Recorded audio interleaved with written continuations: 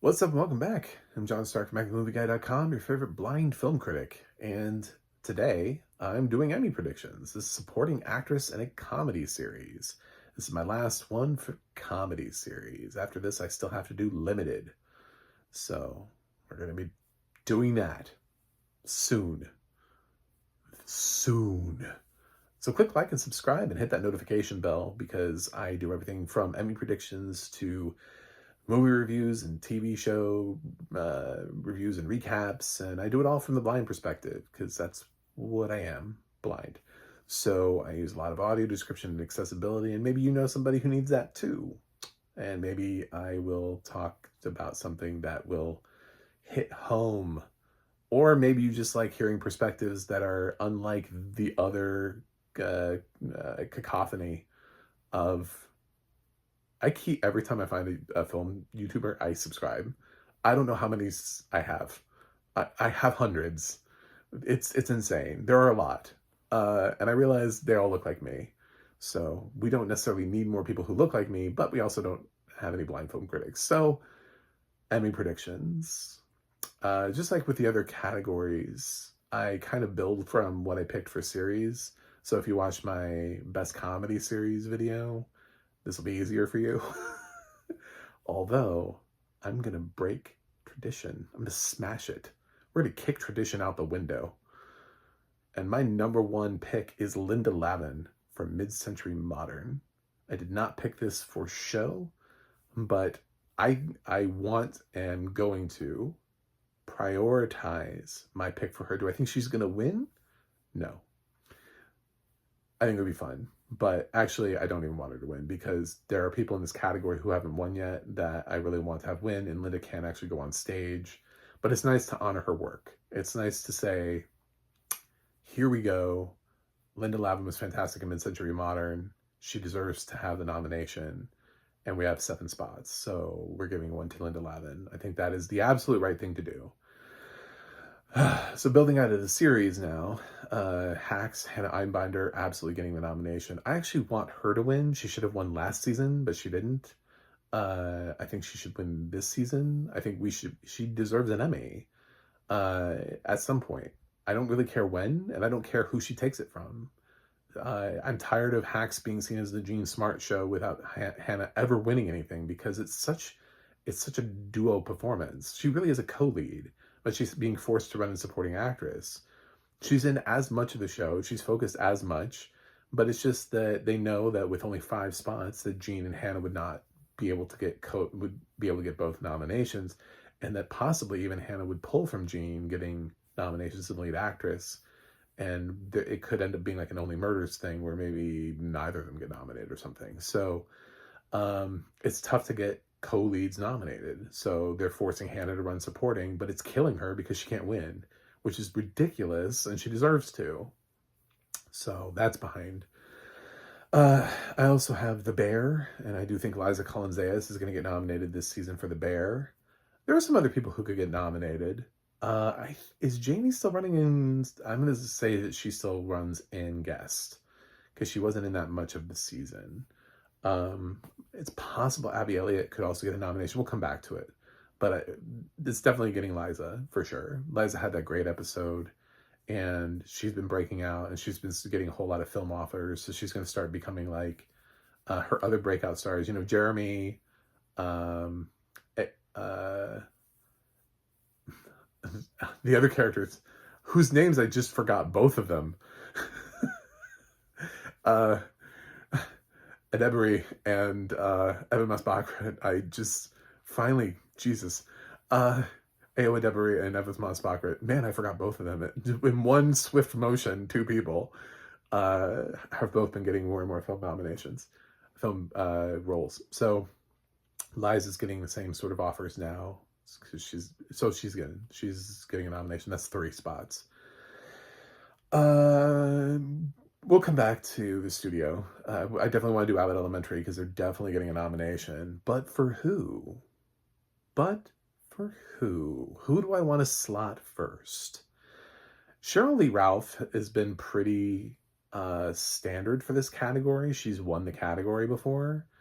Janelle James has never won before, and this season definitely put a different spin on Ava and really focused on Ava. And I kind of wonder if they're just checking boxes, do they vote for Sheryl Lee Ralph? Like, if, like I say I'm an Emmy voter. I didn't watch Abbott Elementary this season, but I love Sheryl Lee. She's amazing. I'm going to check her box anyway. Because I don't actually watch TV, but I'm an Emmy voter. Do I think there's that? Absolutely. Do I think there are people who are still watching Abbott Elementary and went, huh, you know, Janelle James, we've nominated her before a couple times, and they kind of gave her some new stuff with Ava this season, and her character kind of became a little bit more well-rounded. Maybe we should prioritize her. I'm going to try to be optimistic, and I'm going to make sure to slot Janelle first. So Janelle gets spot number 4. We'll come back and see if we give another spot to Abbott Elementary. The other shows that I have predicted, some of them are not going to get supporting actress nominations. What We Do in the Shadows, no. Sorry, there's no supporting actress potential here. I know there's a supporting actress in what it's no. Only Murders in the Building. I don't know who's running all in supporting and who's running in guest. I would think supporting maybe like Eva Longoria and Meryl Streep. Some of the others are probably running in guest. Molly Shannon really wasn't in that much of the season, so she could probably get away with a guest. I don't think they're getting in. Melissa McCarthy's probably doing guest, so she has a much better shot. I don't think we're getting supporting actress nominations out of Only Murders. And then Shrinking. We have Jessica Williams from Shrinking. Do I think she's getting a nomination? Sure, yeah, I think she actually had. I think if Shrinking is happening at all this season, I think it'll bring her along with them.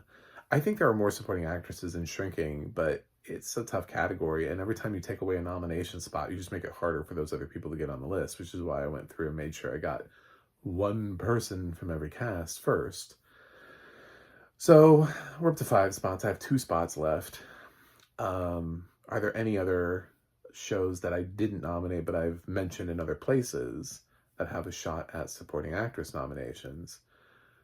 In a different time, I would have said Agatha All Along had potential, but somebody's been out there pissing everybody off, and I don't think they have a supporting actress potential anymore for Agatha.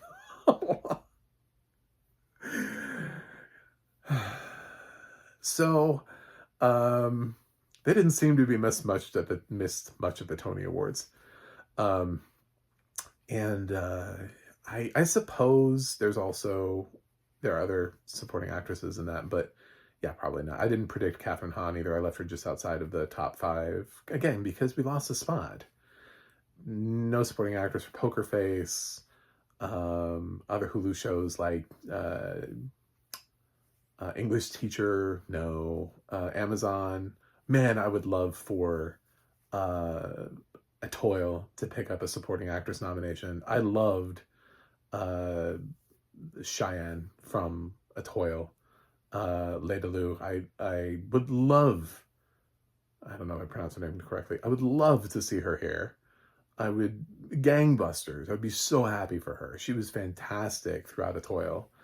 I just don't know if Amazon is motivated at all. I think they were trying to run an FYC campaign for it, and then it just died because they decided to kill the second season they had already ordered. So, frustrating because she's so great in the series. Overcompensating, I don't think so. The Boys, I mean, could always get a supporting actress nomination here. The girl that plays Firecracker would be an inspired choice, but I don't think it's gonna happen. I mean, I would laugh. I mean, she might be in my top 7, but because she's clearly drawing inspiration from a very particular source and doing a good job of it. But I don't think The Boys can pick up an acting nomination supporting actress this year. We've got Sadly, Peacock isn't going to really do anything with Laid because they canceled that. So Zosia Mamet is out of the question. Um, Max doesn't really have anything else. I don't think it just like that really qualifies. It it only aired one episode within the qualification period. I suppose the actress could qualify, but one episode, wouldn't that qualify you as guest? Like if you only have one episode of eligibility, would they make you a guest actor? I don't know. So I looked to the Netflix series. Eventually that's what I'm trying to get around to, is I'm trying to entertain the idea. No, I'm not going to predict in the 4th season that somebody from Ghosts is going to get a nomination. Yes, they all deserve one. But man, could you pick one ghost? I feel like everybody would pick a different one. I think that's part of the problem, is that to pick one of the ghosts is hard, because I love all of them. We really need an ensemble award, in which case I do think Ghost would get it. I think Ghost absolutely would get it. If we had can't figure out which actress to pick, nominate them all. Ghosts. It has one of the strongest ensembles on television. So, and then you'd also probably get like What We Do in the Shadows, which I think has a hard time saying that one actor is necessarily above the rest. It's a lot easier for a show like Hacks because, yes, Hannah Einbender and Gene Smart are above the rest of the cast, including Paul W. Downs, who gets the nomination because he's also a creator of the show. But yeah, the two of them are killing that show and are absolutely above the rest of the ensemble. But some casts are really ensemble driven. And it's really hard to pick one or more of the other. So the Netflix shows, mainly we've got Nobody Wants This, which would be such an interesting trajectory. We'll come back to that. So Running Point doesn't really have a supporting actress that could get nominated. The Residence does, but I don't know that it has a standout supporting actress. I think Uzo was kind of the standout, and then below that, we had, Giancarlo Esposito. I don't know if there's a supporting actress that necessarily like pops in a comedic way out of The Residents. So I think this is a category where it's not really in the running. The Four Seasons, yeah, I mean, Carrie could get a nomination for The Four Seasons. Absolutely. Carrie Kenny, she's given a lot of material. I think she's absolutely close to a nomination if they're taking The Four Seasons seriously at all. I think she makes more sense than they also benefit from the fact that of the core cast there are 4 dudes and 2 women. So I don't think the girl who plays Jenny would be considered for a nomination, but I do think it's possible that Carrie Kenny could end up getting the nomination for 4 seasons. Survival of the Thickest has a really great supporting cast. Unfortunately, I just don't think anybody's watching Survival of the Thickest. So what does it come down to? Nobody Wants This. Man on the Inside, I guess Sally Field is like a long shot, but I just don't see her materializing here. They don't always just nominate legends simply for existing, and she just didn't really have that much to do in Man on the Inside. So I have 2 spots, and instead of expanding into new shows, I think what I'm gonna do is do Sheryl Lee Ralph for Abbott Elementary for a nomination, and say Abbott is the show that manages to get 2 nominations like they've been managing to do. Really sucks to be Lisa Ann Walters, who absolutely deserves a nomination. Love to see her subbed in at some point. And then for the 7th spot, I kind of wonder if the love for Catherine O'Hara is enough to get her in. Now, there is Catherine Hahn, who is competing in both supporting actress for the studio and lead for Agatha All Along. But as fun as Catherine Hahn is, do I think she can beat Catherine O'Hara? Who is more beloved? And I think Catherine O'Hara might edge out Catherine Hahn. When I think about sort of the season and what they had to do, Catherine O'Hara was kind of serving it up. She's also very likely to get a guest actress nomination this year for The Last of Us. So I think Catherine O'Hara may be my seventh nomination for the studio. Um, I also am strongly considering slotting Abby Elliott for The Bear, because there was that whole episode, which is Jamie Lee Curtis and Abby Elliott. That whole pregnancy episode could get Abby Elliott the nomination. So I think it's going to come down to Catherine O'Hara and Abby Elliott. And at the end of the day, Catherine does have the name recognition coming out of Schitt's Creek and everything. And we sometimes have these people who get nominated twice. So I'll lean towards Catherine, but Abby is very much in the mix as well. And as well as some other actresses. And I'm sure there are some that I didn't even mention in some other shows that people watch. And they're like, why didn't you mention... There are a lot of shows, man, across a lot of networks, and not all of them are really going to get nominated. A lot of shows that just Emmy voters aren't watching. Chances are, if it wasn't nominated in its first season, or definitely by its second season, it's not going to start getting nominated. Emmy voters are not good about jumping into a show late in the game. They just aren't. Strategically, no matter how much the campaign or how big a show gets, Yellowstone is a perfect example of that. Even though the hype continued to grow around Yellowstone, it felt like people kept saying, now is the year for Yellowstone. It never was the year for Yellowstone. And then they also fall out of favor pretty quickly too. Like Walking Dead managed to get nominated in its first season, but never again. The Boys and Cobra Kai are excellent examples of fleeting chances at series nomination, but then never again. So, yeah, they're very finicky, and they kind of watch what they watch, and they sort of nominate the things that they watch in bulk. And they don't really venture out. They're not too risky in terms of their picks. So it becomes pretty easy to kind of pick. Honestly, my most risky nomination is Linda Lavin, because I have to assume that they saw Mid-Century Modern.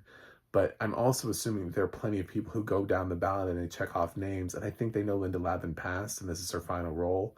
And I think the people who are voting, the same kind of people who caused me to pick Ted Danson over Adam Brody in lead actor, are the same kind of people who are going to vote for Linda Lavin, and why we'll end up seeing her in the category, and why we might see Carol Burnett in guest actress in a comedy series.